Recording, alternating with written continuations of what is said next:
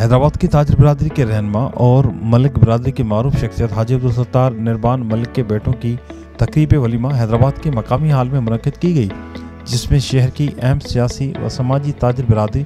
और मलिक बिरादरी से ताल्लुक़ रखने वाली शख्सियात और उनके रिश्तेदारों की बड़ी तादाद ने शिरकत की।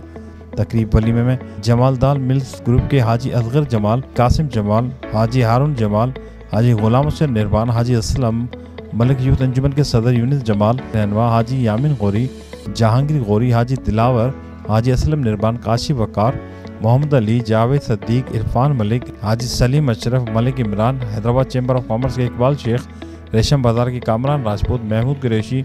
हारून मलिक, हाजी मुइन शेख, हाजी जहीर शेख, बाबू इलियास, नदीम निर्बान, मलिक अंजुमन के चेयरमैन हाजी राशिद, हाजी अरशद, राजा मलिक, अंजुमन के वाइस चेयरमैन हाजी इमरान निर्बान, हाजी मुइनुद्दीन, हाजी अशरफ, हाजी इमामुद्दीन, फ़हीम अहमद, हाजी जाहिद, इलेक्ट्रॉनिक के जावेद मलिक, जहांगीर मलिक व दीगर ने शिरकत की। हाजी अब्दुल सत्तार निर्बान और उनके साहिबजादों ने आने वाले मेहमानों का इस्तकबाल किया।